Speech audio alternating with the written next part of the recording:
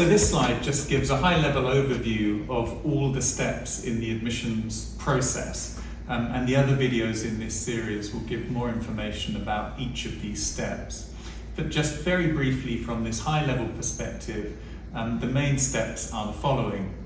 The first and most important step is to choose the right course. It's really important to do that because no one wants to go to university for 3 years or 4 years and study a course that they're not interested in. So making sure that you pick the right course is crucial.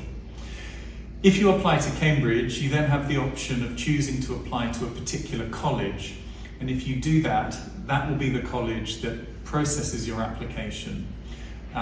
You don't have to choose a college though. You have the option of submitting an open application, and if you do that, you're simply saying, I know I want to study this particular course, but I don't mind which college I'm based at while I'm studying it.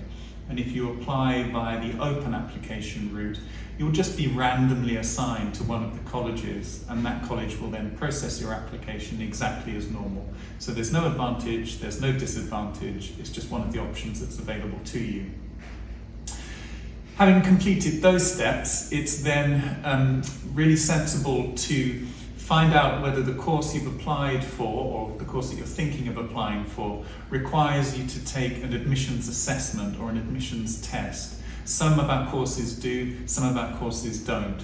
And it's just important to know from an early stage of the process whether you will need to take an admissions assessment, and if so, whether you need to register for it separately, which is the case for some of them, or whether you're automatically registered for it, which is the case for some of the other ones. And then also when you'll be required to take the admissions assessment. So finding out those details and making sure that you don't miss any deadlines around the admissions assessments is really important. After that, the next most important deadline to focus on is October the 15th, which traditionally is the deadline for submitting your UCAS application. And that's the application for which you need to prepare your personal statement, and that's something that, again, one of the videos in this series will say a bit more about. Having submitted your UCAS application, a week later we require you to submit an additional form. It's just a short online form. It's called My Cambridge Application, and that just gives us a little bit of additional information about you and about your application. So it's a really helpful part of the process for us. Having done that, you may then be required to submit some written work. For some of our courses, we like to see some school essays that you've produced during your A-levels or your IB exams or whatever type of school exams you're taking. That tends to be more for subjects on the arts and humanities side. But again, you'll be given information about that, but you'll need to send us those essays if that's necessary for the course you've applied for. And then if you're applying for a course that requires you to take an admissions assessment, you'll need to make sure that you take it. So that's what happens next in the process. After that, if you're called for interviews, then the interviews will take place.